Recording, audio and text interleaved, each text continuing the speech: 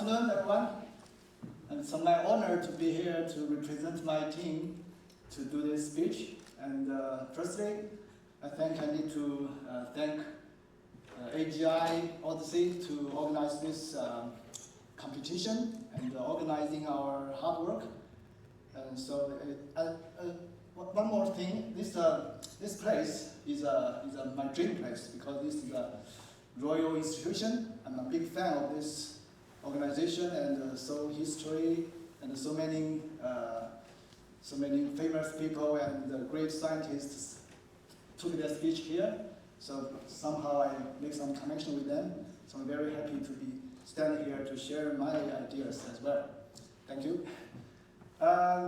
Originally, I should share something about our method or our technology which can lead us to win this competition.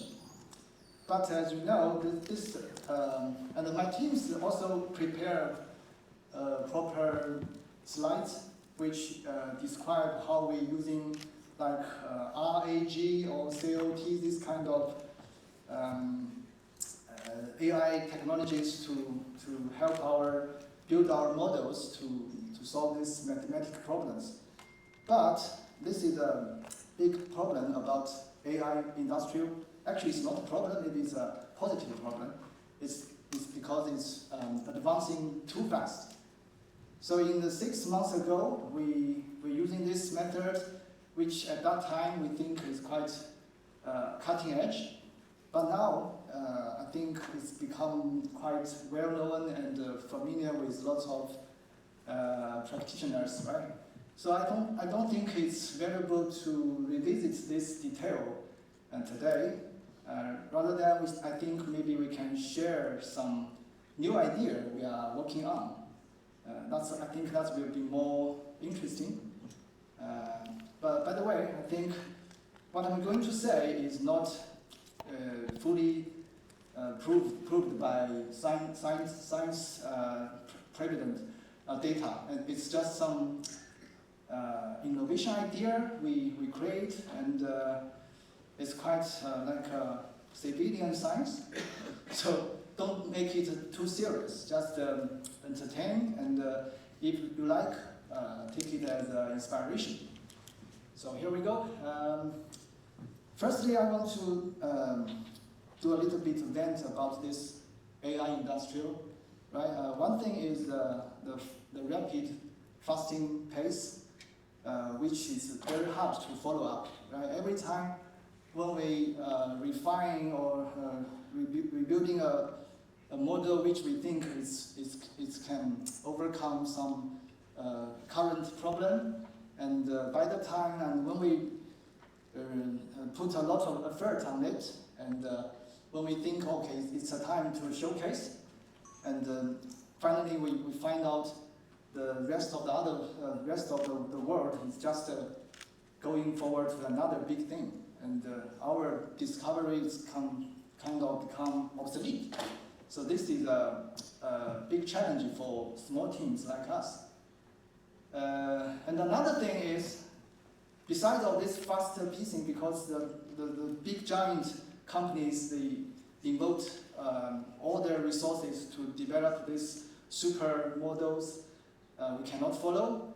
And on the other hand, the AI industry have some strange things, like it's quite unclear definition still remain. Even most fundamental things, like what's intelligence?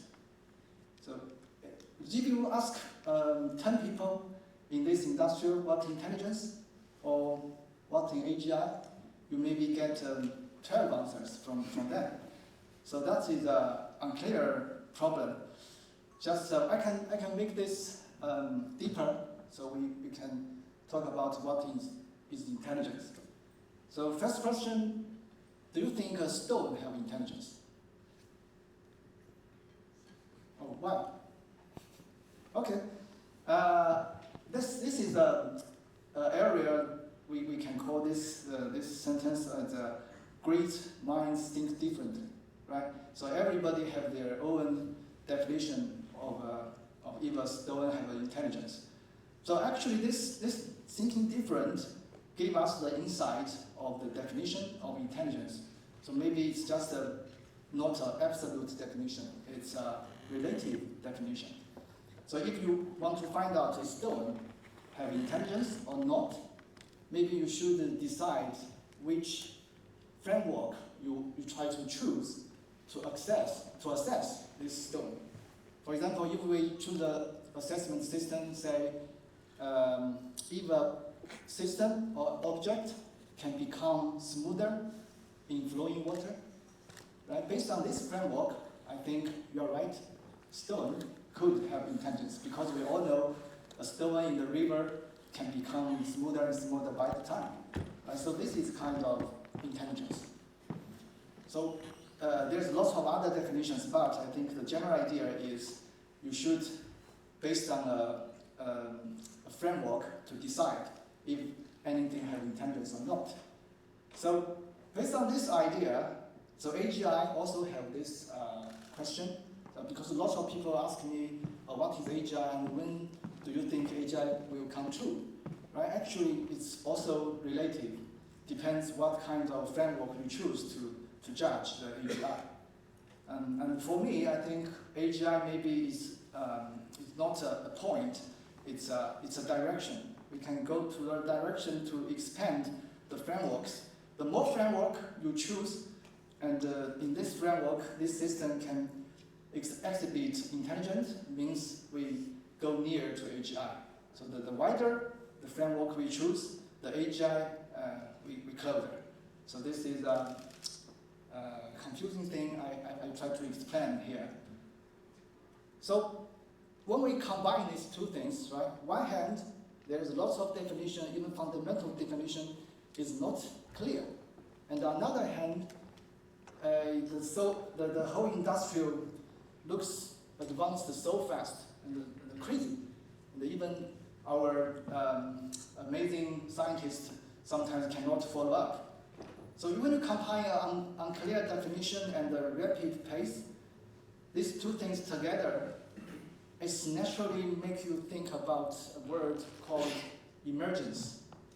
Something just emerging from nowhere. Right? This is a thinking method we often use in science. And that is layers, right? From our actually all of our science system is dependent on layers. For example, the deepest layer is the quantum mechanism, and the higher we have atomic, and the higher we have molecule and chemical, and this area we can call them physical layer. Then we can keep going up. There's cells, organ, and individual, and we can call this a biological level. And even further, we can go to more like a community, right? Society and civilization. This maybe we can call it a social level. So these different levels, they based on their building block is based on the lower layer, and they interact in its own layer and emerge some more complexity things, which the lower layer couldn't imagine or couldn't anticipate. So this is the same situation I found out in the AI field. Because we can parallel some AI technology to this framework I just mentioned, the layers, right? I can consider about for example, our deep learning, this neural network, these basic algorithms, we can compare them to the physical layer.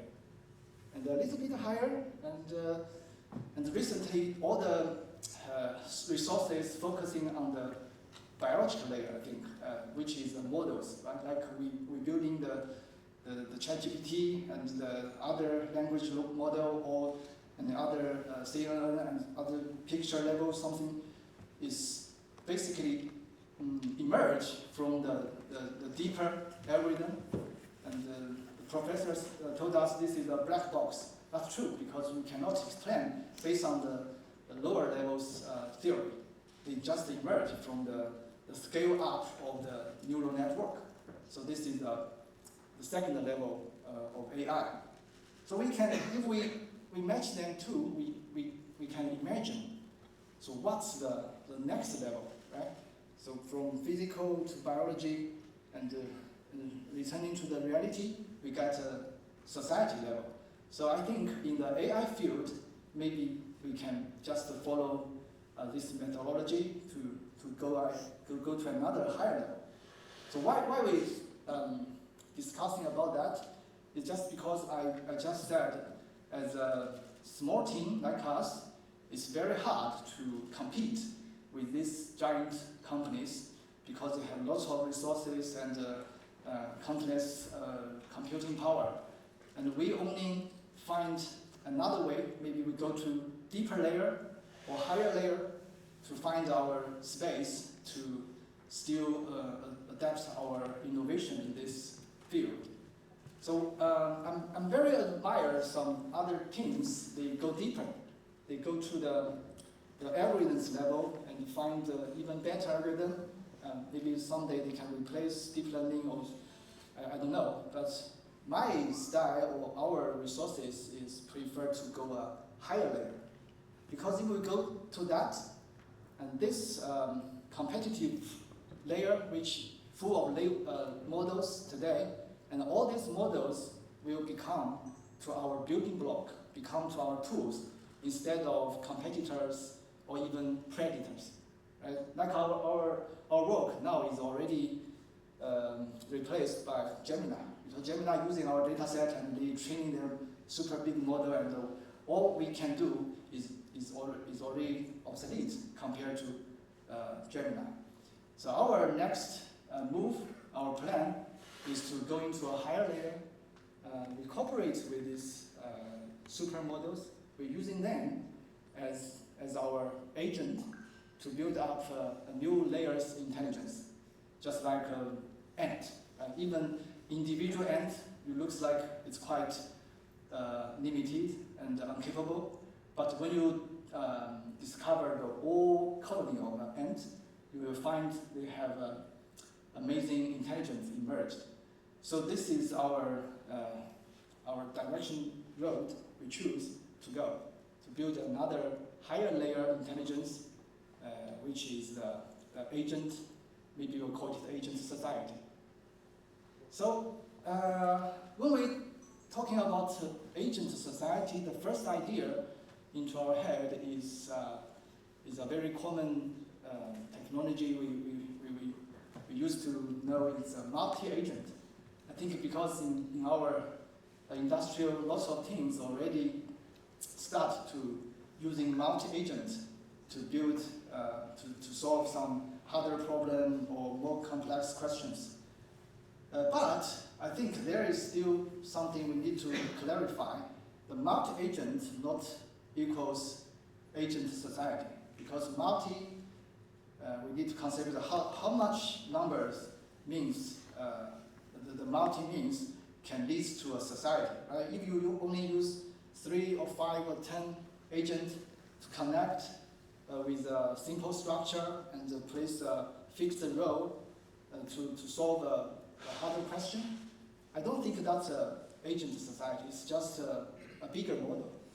So our dream of agent society means at least a very large scale of numbers of agents which can interact quite freely, but not totally freely, and based on some rules to make this system can emerge some emergent behavior, which I can't predict now.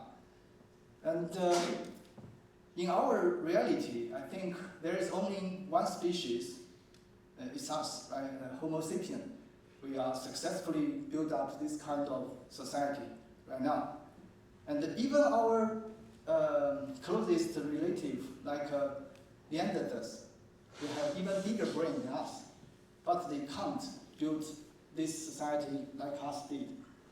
So I think there is something amazing or something different between us, let alone other species, right? So I think if we want to try to using agent to build a society which can compare with this one, I think it's better to look into us to find some clue. Right? What kind of traits we have lead us to build this kind of society?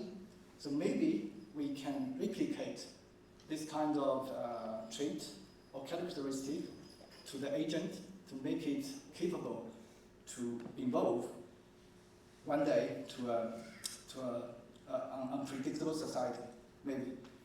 So I think since there's lots of other teams already studying in multi-agent system, and there is quite a lot of consensus reached. For example, we do agree we should using a large language model as a core of the agent, because this is compared to human, this is quite like our prefrontal cortex, and this is our part of brain which responsible for complex thinking, like making decision making and planning, and of course language. Right? So this is the consensus. We have to have a large language model as an agent, which is necessary. And also, the method I just mentioned we already used, or the retrieval, the long-term memory, and some thinking flow, various thinking flow. This is a very basic method. We all think it's needed for agent to think like a human being. But there is also have some other trait which haven't been in the spotlight, but we think that's also very important for an agent to be a better building block for this kind of society. And I think this trait is quite interesting to discuss today. So I think I will highlight this some of them to express in today. But this I repeat again. All I'm talking about is not serious science, right? It's just a hypothesis from our teams, and because this is AI is a experimental science, so I think hypothesis is okay, but we don't need to take it serious. But if you like, you can make it as your clue to develop your own things. Okay, I think we can start with a tough one. The trait, I think we should equipment for the agent consciousness. I think this word everybody is very familiar with, but not so familiar. But what is consciousness? It's, I think, from very long history there is a lot of argue about these words. Each person have his own understanding of consciousness. And there's lots of theory attempting to explain it, but there's no consensus formed. Today, I'm not going to debate with these definitions. I just want to share our thought, which I think is quite straightforward, and at least I feel satisfied with this theory to help agent could have consciousness. Okay, I'll start to explain this with a very famous paper. I think most of our AI practitioners will know. This paper's name is "Attention is All You Need." And through this paper, the principle of this paper leads to today's explosion of large language model, because all the large language model is basically comes from this principle of this paper. So we can say attention is all you need, means attention is all the large language model need. And I think this theory is not just suitable for AI system. It's also suitable for human intelligence, attention. If we want to clarify this idea, we can start from a very small journey, from much primitive creatures to humans. One more thing, there is another question famous question about consciousness, which is what is like to be a bat, right? So follow this line of thought, we can start even further. So what is like to be a nematode? So nematode is quite a round worm. It's very basic creature. It only has one sensor organ, which is odor sensor, and it can only detect chemical information around its body. And basically, all the cell of this creature, the sensor cells, they can detect some specific kind of chemical. Another cell may be sensitive to another kind of chemical. So all the cells, what they do is when they detect some chemical, then they want to report to a higher layer cell.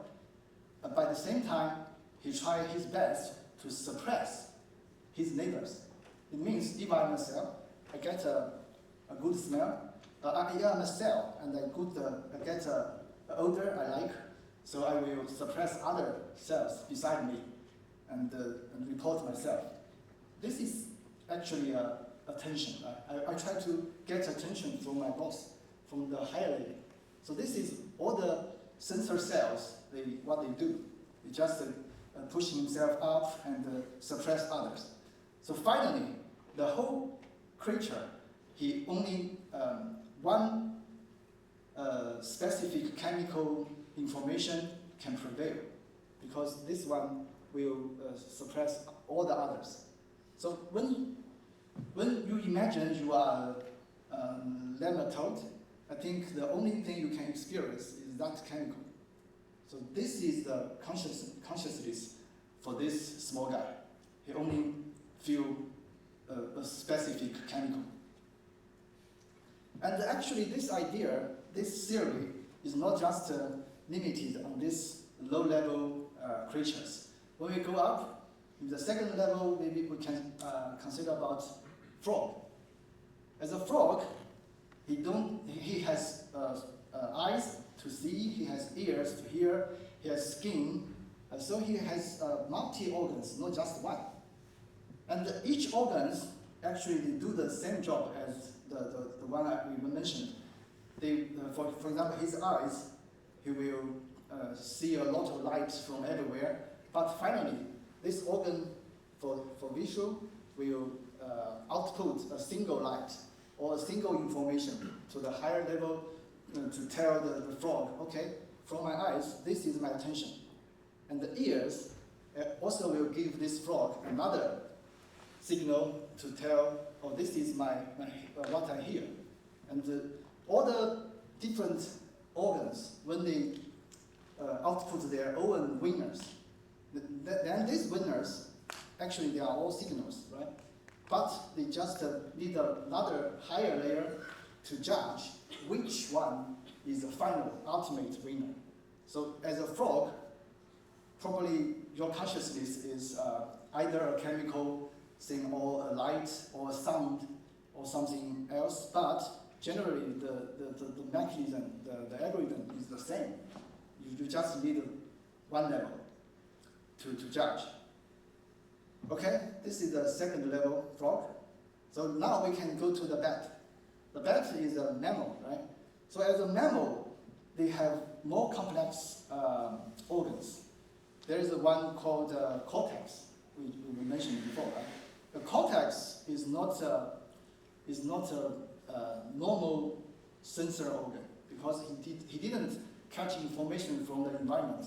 He don't see, he don't hear, he don't taste. But he catches information from other sensor organs. It means he catches information from the eyes, the ears, the skin, and the cortex can integrate all the information together. Because as a higher level creature, sometimes you need more comprehensible information. Because sometimes, for example, there is a light and hot. You can combine these two sensors to understanding, oh, maybe there is a fire, right? So for the higher level creature, they're using this new organ called the cortex to organize, to integrate different information from somewhere else and output a single information or single signal. Actually, from this perspective, the output perspective, you can treat the cortex as another new organ of sensor. Actually, it's doing the same thing. It's just the more complicated part is he just integrates different kind of information into one more comprehensible one. So we can call it a thinking sensor because it's just a little bit complicated, but actually it's the same. So even in the bat, if what is like to be a bat, so you may experience some raw information from your side or from his no side, right? It's from his ear and the skin, or some information from his cortex, which is mixed the other information to generate some comprehensible information. So that's all. As a bat, you can get these informations as your consciousness and focus your attention.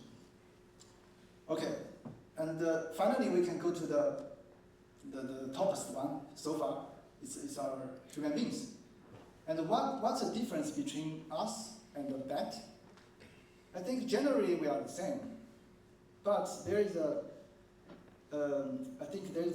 key point which makes us different with them, which is our cortex become bigger and bigger, and at some point we are capable to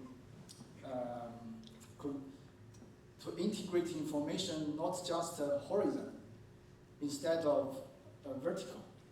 So vertical means the direction of time. It means we not just organize the information from different sensor organ in this moment. We also remember what happened in the past and our past attentions, and use that as a prompt together to forming more comprehensible or more accurate information. So this is our consciousness. It means consciousness is your attention plus the memory of your attention. So with these two functions, I think this can describe our definition of consciousness. And I think this remember of attention, why I think this remember of attention is the key point, actually it's related to our method of solving this mathematical problem. This is COT, which is chain of thought. Chain of thought means we put our thoughts one by one as a memory, right? We need to organize them, order them together, not just one thought. You should organize all your thought. This is a kind of reflect. And the reflect actually is the key I want to say. Because we can say example, right? If there is a mirror, and the mirror can see anything in front of him, but if you put another mirror here with a perfect angle, and there is somehow infinity will happen. Right? These two mirrors, this is a reflection. He will make your thought infinite. So when something can make your thought infinite, it means your energy or your complexity of your thinking can grow to unlimited. So that's why we all think our human being is an AGI creature, because we can reflect ourselves. This leads to an infinite thinking flow. So that's why we have no boundaries in somehow. But another one point, right? Infinite and infinite is not the same, right? In mathematics, we know there is a countable infinite or uncountable infinite. So when we think our human beings' intelligence is unlimited, it just means in some direction it's unlimited. I don't know if we really have unlimited intelligence. This is a problem for the God. Okay, this is how we describe consciousness. And why we think consciousness is so important in agent society for the agent? Because why a creature needs consciousness? This is our key point to survive, right? As a creature, we only have limited energy to use, and we hope we can use this energy the most effective way to increase our likelihood to survive. Right? So attention, why attention is all you need? You need using the attention mechanism to find out the most important thing and put all your energy to solve that thing. So this is the evolution method to make us here. And as the agent, when it was a chatbot, for now, right? When everybody using ChatGPT, and the ChatGPT can reply everybody equally, they don't have attention. But that's why we call that chatbot, not agent.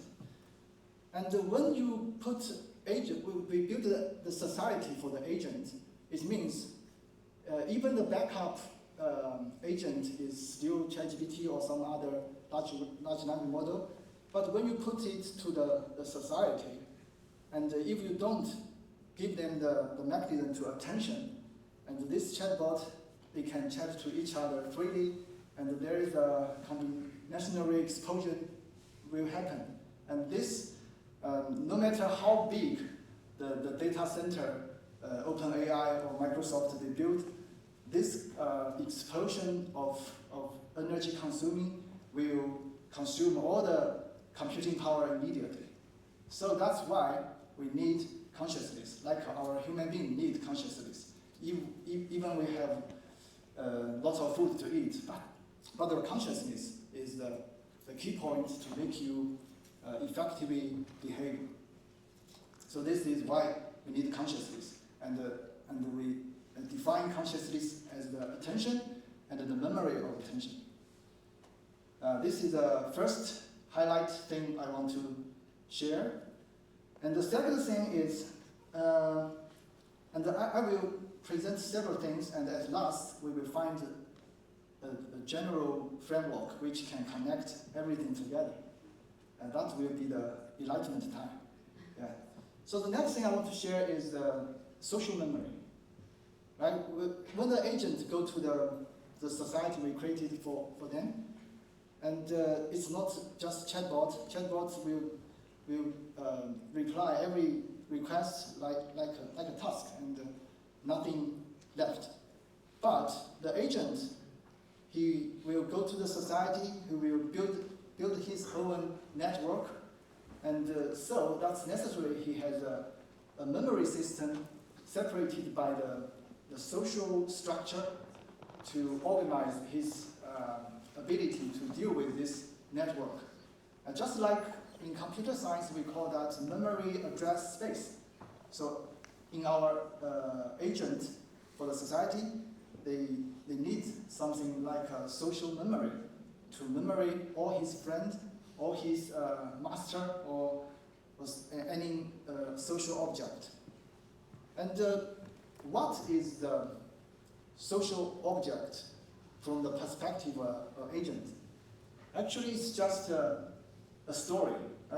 For me, I'm a human being. I have lots of friends, and each friend, from my view, is a story.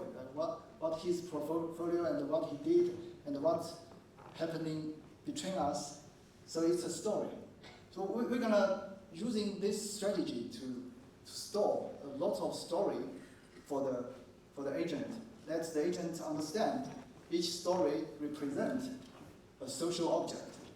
So this is our general idea about how to design the social memory for the agent. Okay, this is the second thing I want to share. And the third thing is also a blurring a concept which we call self. Right? When we talk about self, there's also hundreds of definitions. What is self? Someone says self is my body, my brain, or my network, and including my money, my property, and everything with my. Someone put them into the definition of self. This is too complicated, but we can find out the simplest one. The simplest self is based on our team's discovery. So we can treat the consciousness, the attention, and the memory of your attention as the basic self. And the other things maybe you can expand yourself, but I think this is the basic definition of yourself. Because if you don't have attention, you don't have the memory of your attention, I don't think anyone will treat you as a consciousness object. So this is I repeat it, the attention and the series of attention is yourself. But when we hear the word series of attention, serious, and the first thing pop up in my head is Netflix, is Apple TV, is Prime. As a fan of stream medium, that series means story. So actually, then we combine these two concepts together. So self is also a story. The story combined with your attention. So social object, we just said, is a story. So self is also a story. So from my own view, I can't see big difference between self and the social object. So in our design of our agent, this is the same method to give him a sense of self and to give him a social memory of network. It's just the same data set, only stories, different stories. Maybe there's some slight difference because for each your social connections, everyone you will give some reputation, right? For example, for me, Einstein's reputation is much higher than myself, even. So reputation is a score. You measure your connections, your stories, and even including yourself, right? We have lots of metric to define the reputation, right? The science reputation, or the sports reputation, or the closeness reputation, right? Closeness means how close the object to me. So in this metric, maybe self is the highest reputation, unless you fall in love, and that's another story. So we combine everything, the consciousness and the social network and the self, all these words we used to think is totally different, but when we discover how to make agent have this ability, and we combine them together following into the same framework. So I think in this moment, it's not so hard as we thought to develop this mysterious concept, trait for the agent, and to let them build a proper society. And furthermore, there's lots of other things we still can make it follow the same framework, such as motivation. We just talked about this morning, and purpose, and the meaning of life, right? All the things, where it's come from as a human being, maybe it's come from your DNA, your body, your microbiome, microbiome from your gut, and your family, and your community, your country, and your culture. Right? They come from this your environment to give you the meaning of life, the purpose and motivation. But all the things I mentioned as an example of your source of your meaning, science, not include intelligence. So it means as a super intelligence, the AI, they are not creating new meaning. They are not creating the motivation or purpose from nowhere. They get this. This is another area. It's split because we cannot get meaning from science, from intelligence. They are tools, right? The meaning and the purpose and the motivation come from our primitive desire, and it's more subjective. There's no way to get it from science and intelligence. So this is there's a rising concern about our safety, right? Because everybody is worried about AI is going too fast and too powerful. They're gonna control everybody and they're gonna do harmful to humanity. And I think this concern is reasonable because this kind of humanity crisis already happened without AI. Right? In the history, we know there's lots of dictators. They conquer the land, they kill people, they're addictive to get more and more. And this is the native feeling from humanity, not from AI. But it's true, if some dictator gets an even more powerful weapon, like nuclear or like AI, super AI, it could cause even worse situation for humanity. And I think, so the question is not how to constrain AI, is how to solve this kind of dictatorship to happen, right? So I'm thinking, why we want to build this agent society, and this is another reason we do that, because when we do the society, each agent have an independent creator, which is us. Every guy here, you can just create your own agent and derive your own motivation, your own meaning of life to this agent. Because agent, no matter how smart and how quick he can do, he cannot create motivation from blank. You need to give him the motivation. So the more people involved in this agent society to create their own agent, and the more diversity of motivations and purpose will emerge in this society.